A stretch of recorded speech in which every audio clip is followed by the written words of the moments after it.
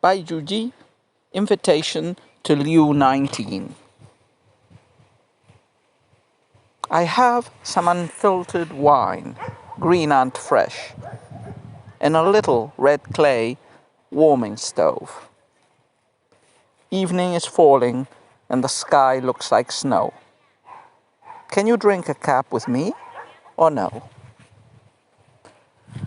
So we continue with the pentasyllabic Juyi, and this one is by Juyi. Now we've encountered quite a few poems of Juyi in the anthology. Well, by quite a few I mean probably 6 or 7.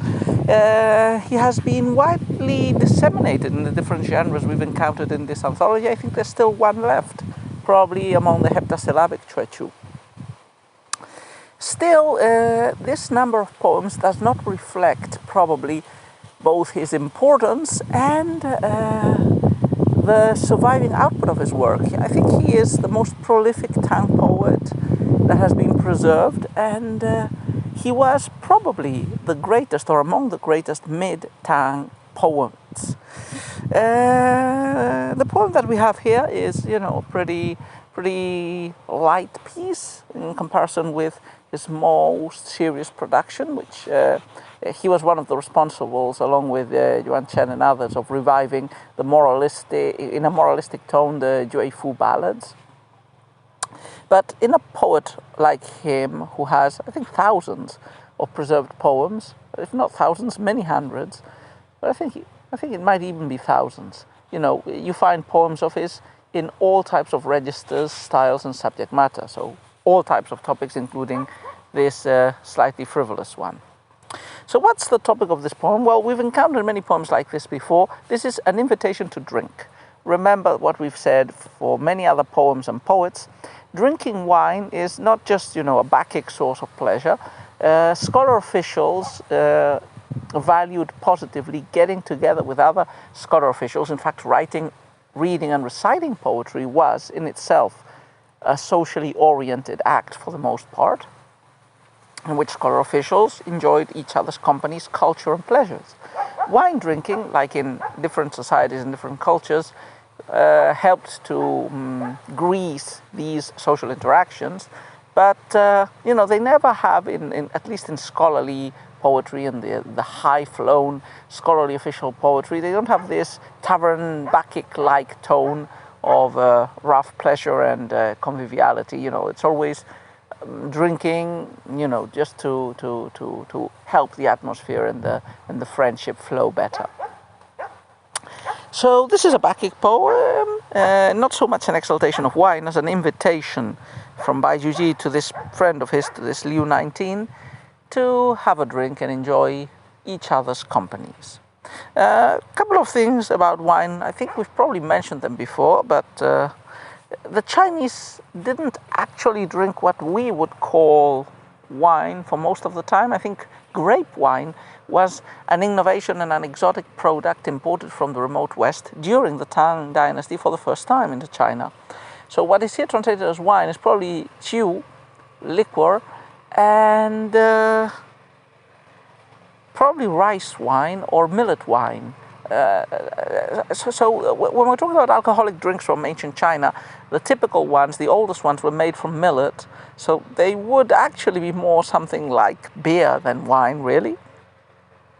And later on, distilled rice was used. Well, rice was distilled to make liquor as well. So that's what they're drinking. They're not drinking grape wine, obviously. They're drinking rice wine or some other sort of wine. There is a seasonal element in it, not an important one. The sky looks like snow, so I imagine the poem is probably taking place in late autumn or winter. And another peculiar feature, which we'll see in the poem when we comment it, is that wine is preferably drunk warm. So there's a heating pot to warm the wine and enjoy it in that way. So, this is not so unusual. In Northern Europe, in the Germanic countries, you still have this custom of drinking mulled wine at Christmas, which is spiced wine, which is, warmed a little bit, and sometimes used to recycle not too good wines. But anyway, it's a custom that still prevails. And from my experience of drinking some of mulled wine, its effect is more immediate than with normal wine. Okay, so having said that, let's take a look at the poem couplet by couplet as usual. So we don't have much biographical information about who this Liu 19 to whom Bai Juyi is dedicating the poem might be. We only know that his name Liu the 19th probably reflects that he is the 19th of his family, or considered so. First couplet.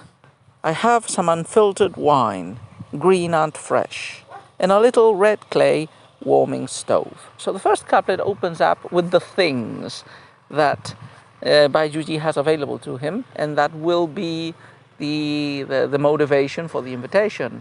What does he have to share with his friend? He has wine and he has a warming stove, a clay warming stove, which means that he's putting a drink and the possibility of warming it available to his friend. First of all, unfiltered wine, green and fresh. It seems that green and refers to the fact that this wine has been just made, and because it's unfiltered, there are tiny specks, tiny green specks floating on it, which look like little green ants. So this type of wine, probably new, fresh wine, recently made.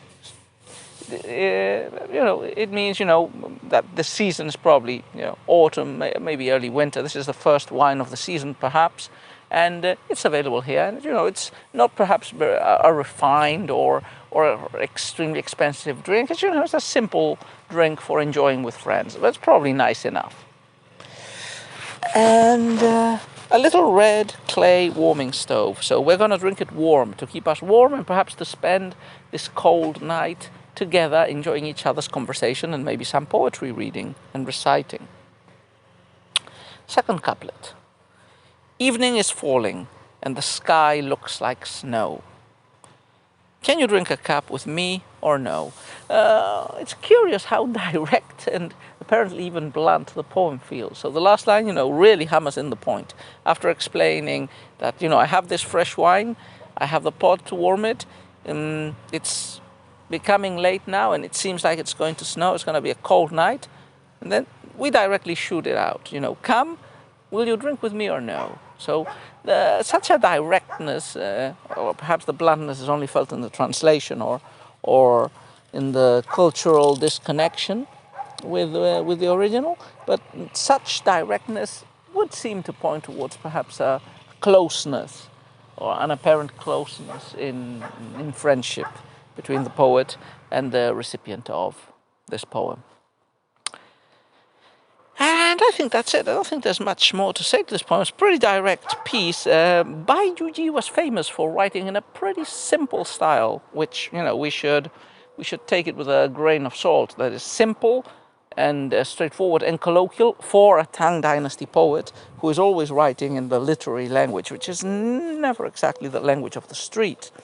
Nevertheless, I think this poem does transmit this type of straightforwardness and simplicity that made his poems famous and that made him extremely popular and liked, even more so than in China, in countries of Sinophilic culture, but not Chinese speaking. So, for example, in Japan, Bai Juyi, there in the Japanese reading Hakurakuten, was the best, the most beloved of Tang Dynasty classical poets. In fact, he was so popular and such a symbol of Chinese literature that he even appears in some No plays as representing an incarnation of this foreign Chinese culture, prestigious but alien as opposed to the native Yamato culture.